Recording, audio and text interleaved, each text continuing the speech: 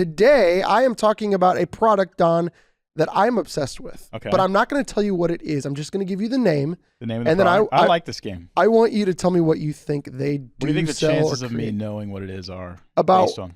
7.4%. So it's bad. It may be. Well, yeah. The product is called Snipd. Snipd is the product. Yes. SNIPD. Snipd. Snipd. No apostrophe. It is I'm guessing now? Yes. It is a home circumcision kit. Close. Close. There probably is a company out there named that, but that's not the product I'm obsessed with. Yeah, right now I'm feeling in my loins the effect of my own. Let's see the what you name do. of that product. Snipd is a podcasting app that uses AI to gather information of things you've listened to. I mean, I see the loose connection. It's a very loose connection, but there would be a stronger connection with Snipd and home circumcision than there would be the Snipd podcast and whatever app. the Yes. podcast app. So I'm obsessed with this podcast. I would app. call that knowledge gather. Okay. Or gather. Gather's a good name. Yeah, gather. Gathered. Yeah, it gathers information. That's a good name. Or curator. Yeah. Right? Yeah. So their tagline is "Remember everything you learn from podcast." If they were like, hey, we can do clip downs of your podcast after you're done recording and put it on social media, Snipd is kind of interesting. Yeah, it could work. But Snipd is a very strong cut. You know, it makes me think of cutting. Yes. I'm not saying now that you've educated me about it, I'm like, okay. Yeah. But the point is, whenever you're coming up with the name of a product, you don't want to have to say what it is. Yeah. Because you're not around. You're not around every customer who's hearing about you to Right. explain it. So if you're not around, then they're hearing something and they don't know what it is. Which I think the tagline is good and does What's a the decent tagline? job. It's remember everything you learn from podcast. Snipd. Remember everything you learn from podcasts. Yeah. I mean, So it's better. It's getting there. Yeah. Remember everything you learn from podcasts. I still don't understand that you're summarizing. That's what they're doing, right? They're summarizing Yep. an episode. So the way the utility works is that it uses AI to analyze the podcast, and then as you're listening to it, you can click the Snipd button, and it will remember what you Or clicked, the curate button. the curate button or the gathered button. The and gather. I mean, so good. They it is missed good. it there. You clip that, and then it will remember what you hit, and then it will give you a printout. Here's what some other things. It will then grab quotes from the actual moment, put those into like a little document for you, and you can go back and reference those. And it will send you an email of all the Cool tool. the snips. How does it know what you've? Is it like listening with you? Or Yes.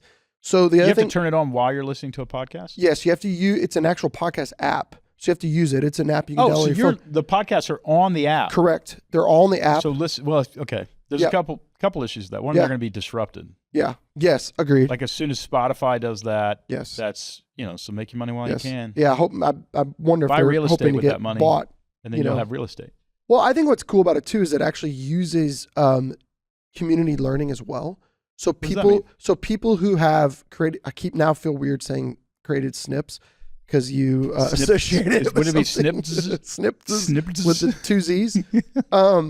So what is cool is they use community learning for that as well. So if someone has not listened to that podcast yet, the AI hasn't really learned to analyze it. Yeah. But if someone has, it's broken it all down, and it will give you all these different community highlights of where people have created. Okay. Kind of like in when you're reading a audiobook, not reading an audio.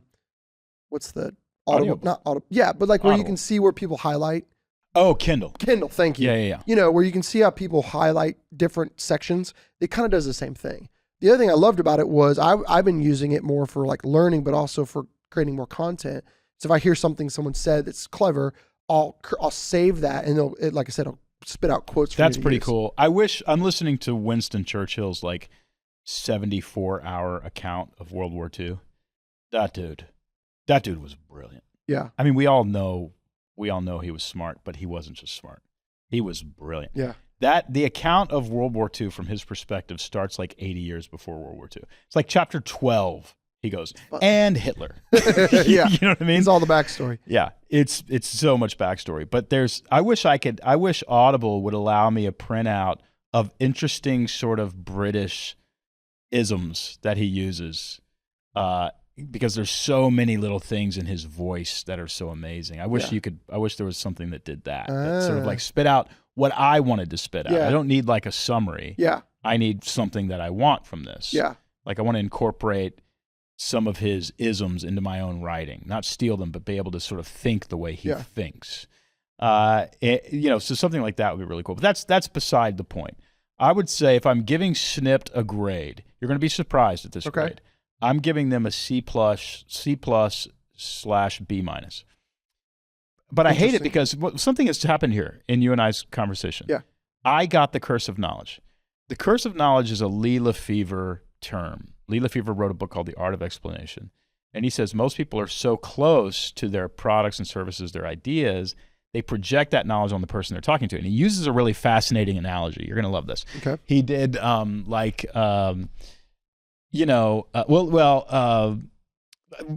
said, one person on one side of the table has a song in their mind. The other person on the other side of the table, they're going to try to get this person to guess the song, but all they can do is tap the table. Yeah. Right? Okay, so I'm going to do it right now to you. Okay, you see if you can do it. Yeah.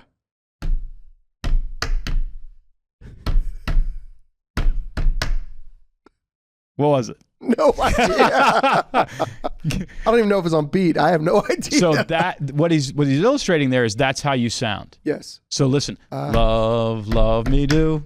Yeah. You know I love you. A lot easier, right? And in your, as the tapper, it's obvious to you, right? Yeah, because I'm going, Snipd, get bits of a podcast, summarized. And you're hearing, and I'm hearing home circumcision. Yeah, you're making fun of it. I'm like, this is awesome. Yeah, no, it makes sense. So he calls that tapping. The curse of knowledge. Yeah. And everybody listening to this, including me, has the curse of knowledge. I've got the curse of knowledge around Storybrand. Yes. And so I find myself doing it all the time. The other, for our first tagline for Storybrand.ai was say it clearly. Yeah. And when I said that to Wes Gay, who's a good friend and one of our Storybrand coaches, he said, "What's that?" Yeah, I remember that. Thanks, I was Wes. so mad at him when he said that because I was like, I thought we had it, man. Because he was right. Yeah. There's just an assumption that I know that you know what I'm talking about. And it's just impossible for me to go, how are you not hearing this? Dude, how are you not hearing it? It's like, well, it's in your head. Yep. All I'm hearing is like the beat. Yeah. And that's what we're all up against. So, but I still give Snipd like it's clip downs. Yeah. It's something cut short. But again, that's the other problem is you immediately get the curse of knowledge whenever somebody explains it. And now you can't go back. Yep. You can't go back to where you didn't know that. Yep. That's why I used to prepare for my strategy sessions. Like when I went in to help somebody with the Storybrand messaging campaign, I would prepare. I would go through their website, I'd go through those. And what I found was the deliverable that I delivered at the end of the day was worse. That I basically I don't want to know anything about your brand. Like when I walk into the room with your leaders, I don't want to know anything about it because I want you to explain it. And right there in real time, I want to say, oh, so is this for the uncircumcised community? You're going to cut yourself and you just come with a first aid kit? Yeah. And they all get mad at me. Yeah.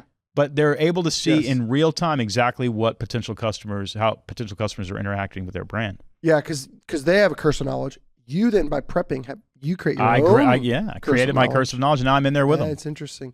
Yeah, what would be a thing that I think this is super applicable to any business owner? What would be some ways to play the tapping game with their customers? Say what it is. Sing out loud. Yeah. Right. Say, you can say Snipd, the podcast summarizer. Yeah. Or summarize a podcast fast. Yeah.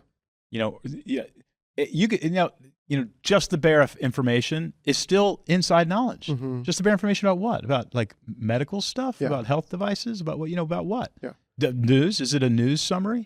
Right. And so you got to be able to you got to be able to stand outside your brand and look at your messaging and understand.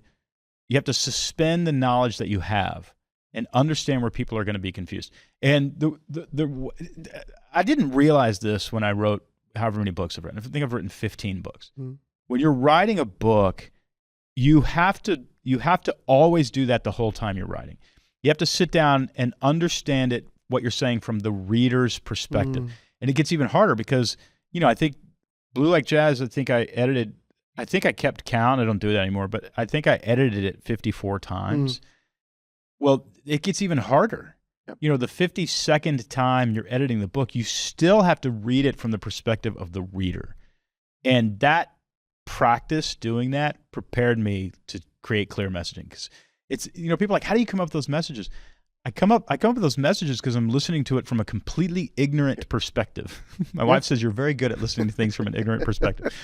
But that's what you want to do in your brand. Yeah. You want to understand how this is coming off. Yeah.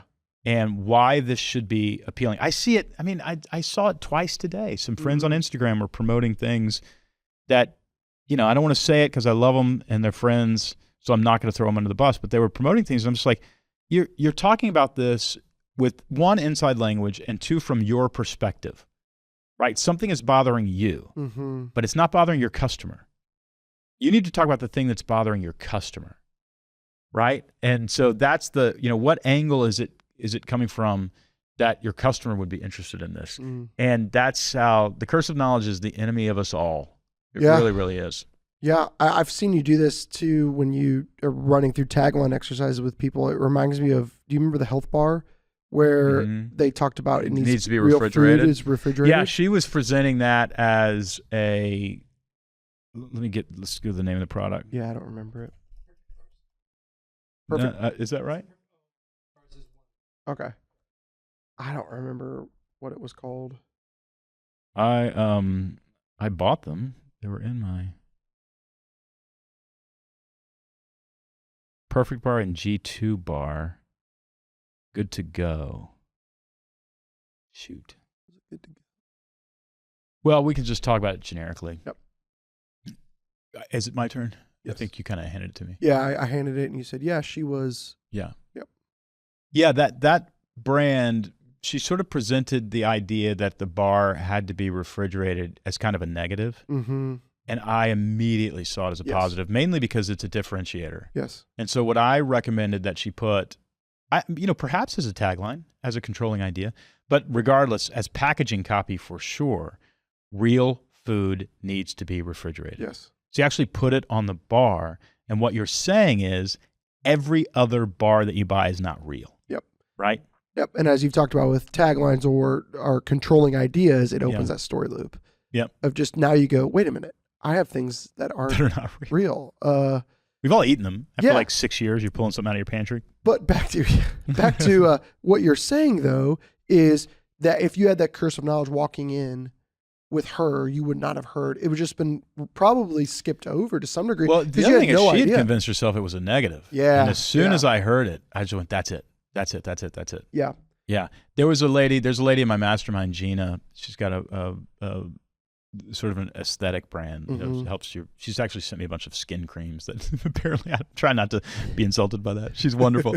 Actually, I went to her and said, what do I do about this? And she sent me this wonderful package of stuff. But I love the honesty in the controlling idea that she came up with.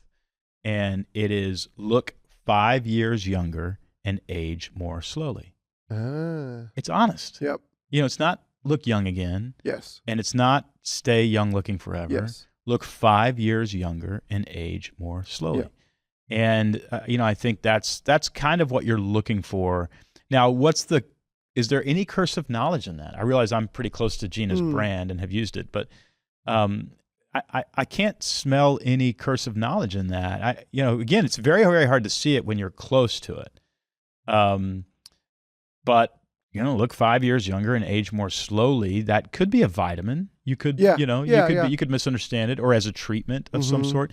But if it's on the packaging of a skincare, you don't have to educate people about what it is because they're sitting there looking at a box of skincare. Totally. Or if they're on the website and they already know this is skincare of some sort. Another thing I saw yesterday, I was going through is your family like mine where you have like 95% empty jars of peanut butter? Yes. Nobody's throwing them away. And like you use all of them to try to get one helping. That's exactly it. And so you get really mad that you don't have one. That's right. Yeah, that just me? Yeah. We've got 3 or 4 brands in there, and one of them just says on the top, big letters on the top of the jar, it says simply stir and serve. Hmm. And I thought, that's brilliant. Even though, of course, you're going to, if it's a natural peanut butter, it's got the oil floating to the top. Is that almond butter? Yeah. Yeah. That's what makes me think the problem is you open a jar like that, and it makes, it's first of all, it's weird. Yes. It doesn't feel like the creamy peanut butter that they're using palm oil that's unhealthy. It doesn't go on as smooth. It's not as good over a Hershey's chocolate bar, which sometimes I'll do. Eat the whole thing. I want a little protein on top of my Hershey's bar. I do. Too much information here probably for balances people. it out. Yeah, but it made it offset, that messaging offset the, oh, come on, when you open the jar. Yes. Especially if that jar is really full, because now you're trying not to spill the oil out of the top of the jar. It's a negative experience. So when it says simply stir and serve, it's a way of saying, look, you lazy MFer, you know, I mean, like, this isn't that hard. Yeah. Just stir it and serve it. And it frames the experience as less negative. Yes. And it gets ahead of the negative connotation that could come from the experience by just simply adding Get that. ahead of it. It's That's a so great good. point, Kyle. Get ahead of any negative experience. You know, we just did an episode that came out not too long ago about Magic Spoon. And again, they did the same thing. Healthy cereal that you go, ooh. Yeah.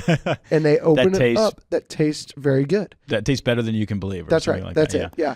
And I think that that's such a good key point there. Yeah. One of the things that floating around in my head if I'm a business owner listening to this, I love that tap test just to kind of get that curse of knowledge. Is there a couple things that you would recommend people do for their brand? Yeah, just one thing. You need some central messaging. It doesn't have to be your tagline, doesn't have to be your controlling idea, but you need some central messaging saying exactly what it is. Right? There's you and I both know, and we've talked about some podcasts before, there's a billboard down the street that says, sitting the fence, hire a cowboy. It's a picture of a cowboy. Sitting the fence, ? Hire a cowboy. Right? And I figured out pretty quickly. First of all, I figured out that's a bad billboard, which made me want to study it, which is the only reason I ever understood what they did. They build fences. And apparently this guy's got some sort of cowboy shtick going on building fences. If he would have said, hire a cowboy to build your fence, he would be making more money. So what I mean by that is say what you do. Because think how bad the curse of knowledge is when you're actually assuming somebody knows what the product is and you never told them.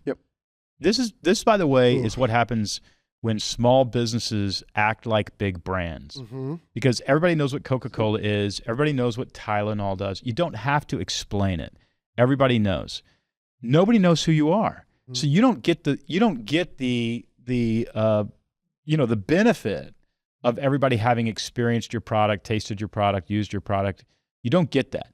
And so until you become a national household name and everybody understands, you need to say it clearly. Right? And, so I need to say Storybrand, the 7-part framework that helps you clarify your message. Right? Or even quicker, clarify your message with my 7-part framework. So now I get clarify your message up front so that people aren't going, a framework on longevity, a framework on, personal hygiene, a framework, messaging. You got to say it before the squirrel brain runs off and thinks it's something else. And just watch the power of that. Just watch the power of it. And how when you say it clearly, what you're doing is you're giving people the opportunity to understand whether or not they need it. Right? And by the way, hire a cowboy to build your fence. What a great differentiator. Cowboys are blue collar. There's a kind of an honor and integrity, ethos that done right. It's going to be done right. It's going to be done right. It's probably going to be done on time. It's all associated with cowboys. So that actually I would say is very, very strong. But sitting the fence about what? About what? And then why would I hire a cowboy if I haven't decided yet about something? It's just, it goes in one ear and out the other. Well, it even applies that you're looking to buy a fence. So are you sitting like it and you're not, but you want to be remembered that when you need a fence, hire the cowboy. What was that? That's cowboy? right. Oh, that's right. Yeah. That's right. Versus, associate. I don't need a fence right now. The other thing that I like about hire a cowboy to build your fence is it tells you what to do. Yes. Hire a cowboy to do what? To build your fence. Yeah, it's so good. Yeah. So if I have a restaurant and I have order our cheeseburger, it's the best in town. How many calories speaking of calories, how many calories am I having to burn to try to figure out what you're selling? Not much. No. Because you're selling a cheeseburger, that's the best in town. Yeah. But let's say I said celebrate the big moment at Acme, Grill. Well, I'm okay. Now you're kind of saying like, if you have a big birthday party, there's a great place to do it. But which messaging is going to do better? Yeah, cheeseburger. Order the best cheeseburger in town at Acme Grill, or celebrate the big moment at Acme Grill. Yeah. I would say the cheeseburger. It's gonna. I would say not only. It's 10-1. Yeah. And the amount of work you'd have to do to figure out what does it mean to celebrate, right? There is too much to go. I'll just go to what I know. Now, if I said, have your kid's birthday party at Chuck E. Cheese, not having to think. Yep. I know what everybody knows what Chuck E. Cheese is, so I don't have to educate them. And have your kid's birthday party tells me literally what to do. That's right. That's good. And what you're doing, again, and we've said this before, you're thinking for people rather than asking them to think. That's good. That's a good clarity. Yeah, right you're there. putting words are thoughts, and when you put words in somebody's brain, you're thinking for them. And if you're thinking, let me give you a fake tagline, because place matters. What is it? A residential apartment complex. No, it's an interior designer. Yeah. Do you know what I'm saying? Yes. And so it's like, what you would want to say is something like interior design you will love. Yeah. Or let's be provocative. Interior design that will make your friends jealous. There it is. There it is. That's right. Now there's two things we just did with that. Interior design that will make your friends jealous. One is interior design is what it is. Yes. That will make your friends jealous is inside of a tribe. There's always comparison, and people are always trying to be better than the others. And it's sort of like a playful way of saying, I'm going to make you better than these people. Yep. And that's kind of fun. Yep. Now, it's a lot better than place matters. Yes. And you see what I'm saying? Yeah. 100%. So you said, think for the customer so you don't make them think. How'd you say that again? You said it really well, think for the customer. Don't ask them to think. Yeah, that's it. Don't ask them. Put the really thoughts you want them to think in order, and then use words to put them in their head. And one of the things... Take your family to a baseball game. Easy. Well, yeah. I mean, I'm telling you what to do. Yep. And instead of like, baseball, America's favorite family sport. Well, I didn't know baseball was America's favorite family sport. That's interesting. Yeah, thanks for putting that thought in my head. Right. At no point am I thinking about buying a ticket for my family. Yep. Take is the big word there. Action. Take your family to a baseball game. When it's interesting too, we go back to the podcast app Snipd. The reason why they didn't say check out Snipd, you'll love it. The way I found out about it was someone described it as this is a tool that helps you. Because I would listen to a lot of podcasts, and I found myself forgetting a lot of the things I heard. So I actually went out as far as to buy a voice recorder to record segments so I would remember them. Problem was I didn't then go listen to them again. But the way they got me was when I heard someone describe the app saying, hey, have you ever wanted to remember what you're listening to? We'll do that for you. And notice that ad, even if it described a problem or a desire that people had, and then it associated the product with the solution to that. And you said that kind of earlier. It's better to kind of have your product describe what it is, what it does. It's better. Yeah. Yeah. Which I think you don't have to do it, but you're going to succeed a lot more quickly if you do. Yeah. A couple things I think for listeners here is do that curse of knowledge. How much curse of knowledge do you have? How much curse of knowledge does your customers have?